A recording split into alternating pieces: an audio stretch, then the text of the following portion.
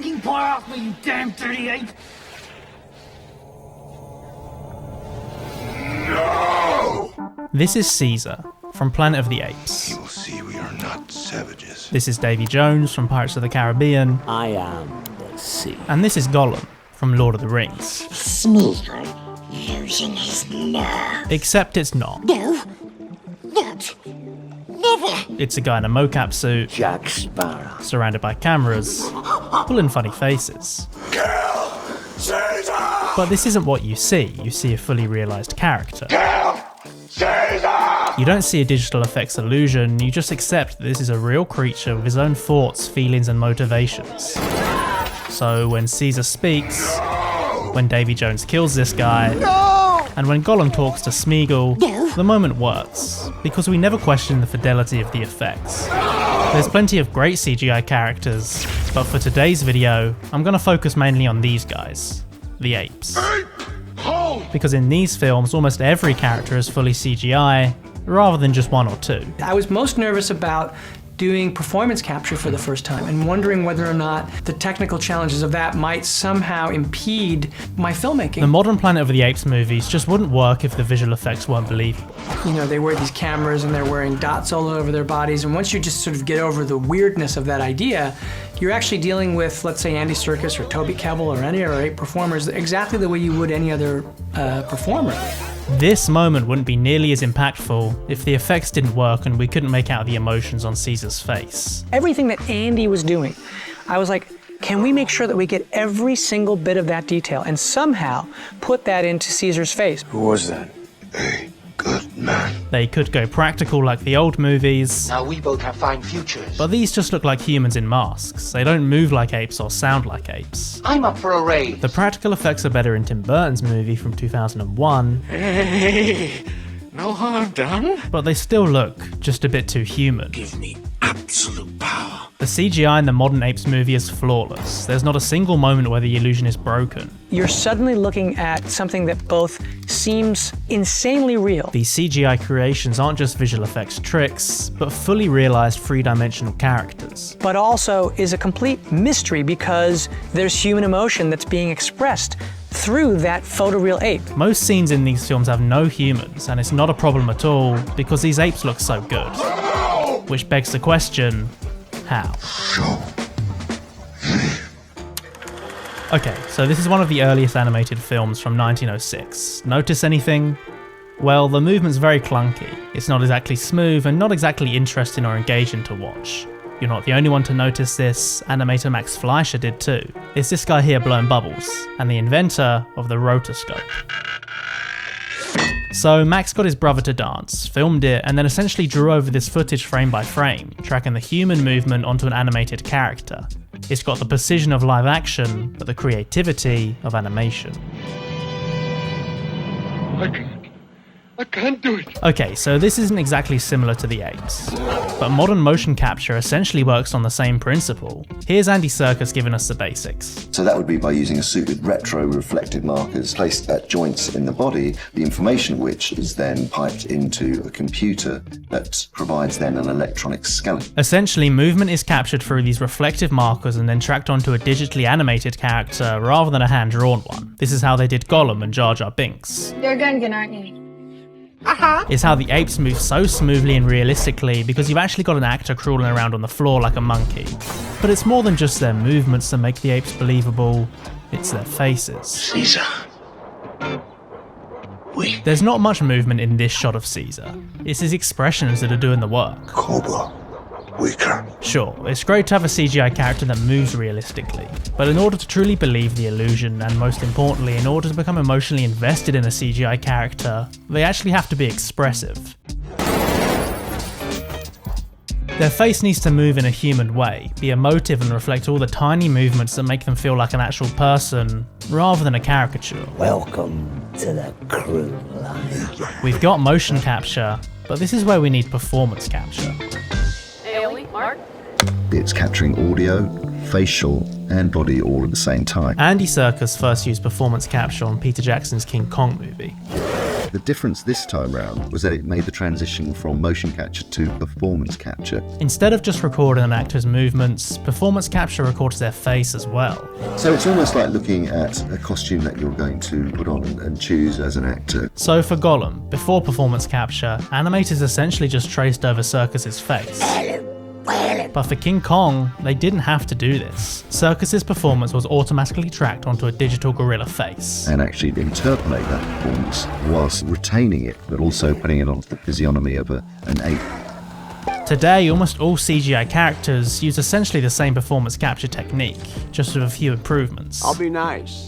Once. A head-mounted camera, And therefore can move about and play your part very naturally. and taking the whole process out of the studio and onto the set. In minus conditions, night shoots, up to our waist in snow, all of this technology had been built to the point where it was incredibly robust now. Okay, now we have an understanding of technically how this works. But it's more than that. Beneath all these effects, there's still an actor acting. Your son was fortunate enough to find a ship. The way the character moves, their tiny micro expressions, and the way they use their face are all conscious decisions made by an actor in the moment. The greatest mystery about performance capture is there is no mystery. It's the same as acting. And yet not so fortunate as to find land. Sure, they can be altered in post-production, and this isn't to discount the hours of hard work done by the animators, but ultimately, it's still a person playing a character. I offered you peace, Just the same as if it was live action. and you killed my family. The whole range of human emotions can be translated onto these digital characters. Anger, hope, pain, concern, hatred. And the voice, which is a big part of any character, is entirely done by the actor. Gollum wanted to have a conversation with Caesar. How would that go? Caesar, I'm on Conan. Conan is funny.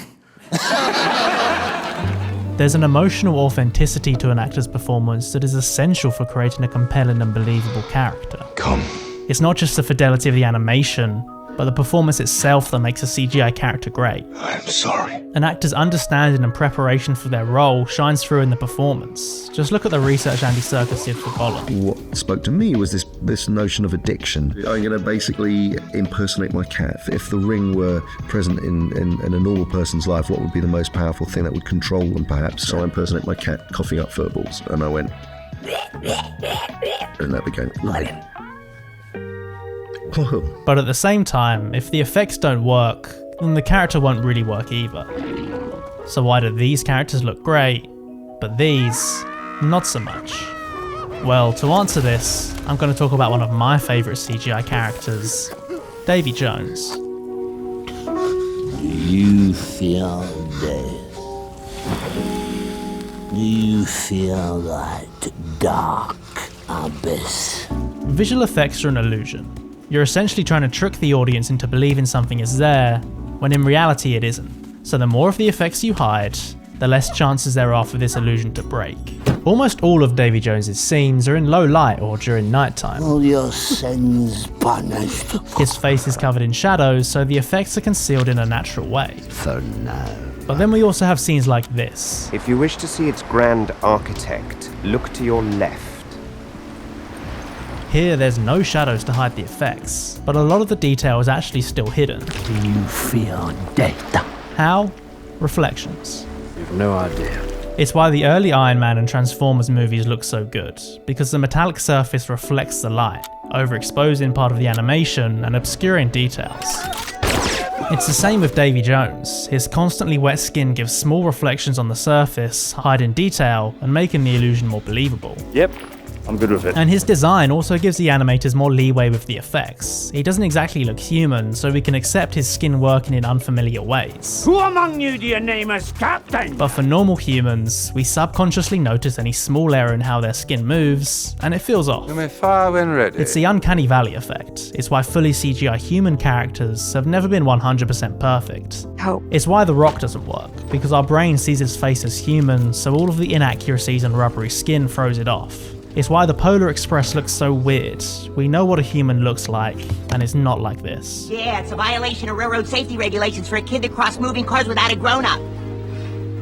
I think I'll be okay. But for Davy Jones, we have no idea how a living tentacle beard should 100% look, so he's pulled out of the uncanny valley, stopping us from noticing any inaccuracies, and our brain more readily accepts this illusion as being real.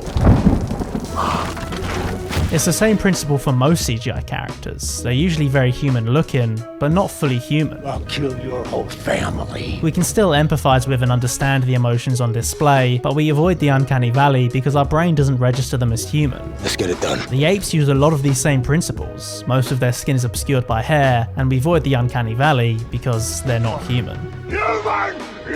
But they also rely on another technique that makes them so effective. They're actually shot on location. We had this real synergy and ability to create the scene once in camera, both using traditional film cameras, but also motion capture cameras and boom-mounted cameras for facial expression. The combination of the digital and the practical create a high level of overall fidelity, because only a very small amount of this shot is actually created in post. Is any of this making any sense to you? It's filming the apes from behind bars and on location. They feel like a natural part of this world because they're actually in it.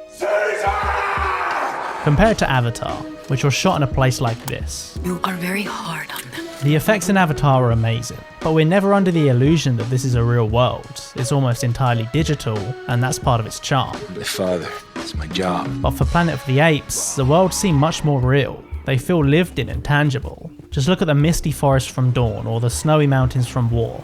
These worlds are so atmospheric, it's hard not to be drawn in. Wouldn't be here unless it was.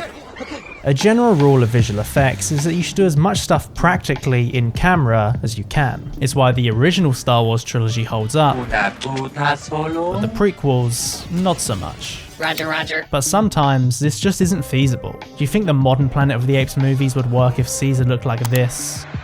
Or the uncanny valley-inducing makeup of the Tim Burton movie? You damn dirty human! Probably not. Humans destroy you. So the apes themselves need to be CGI. But everything else doesn't, so it's not. The digital effects blend into a fully real world, so our brain is more ready to accept the illusion. They were shot and directed like any other movie. The characters just happen to be in mocap suits. And this is the key to CGI characters. Sure, you can have a couple of moments to show off the effects, but they should be mostly treated like any other character, because that's what you want the audience to see them as. Apes are strong. You can't just rely on the effects, they need to be written and directed well too.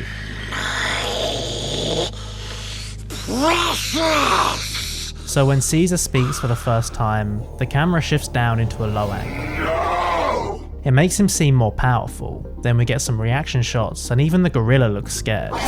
Then the camera spins around him, emphasizing the importance of this moment and putting us in his headspace. This is why the moment is so impactful, not just because of the effects, but because of the well thought out direction. So next time you watch a movie with a CGI character, remember, it's actually just a guy in a mocap suit, but it's the hours of hard work and skillful animation from the effects team, thought out and well planned filmmaking, and an impressive performance that makes you forget this and makes you accept the illusion. You are all home now. So you don't just see a visual effects creation, but a living, breathing character that actually exists in this world.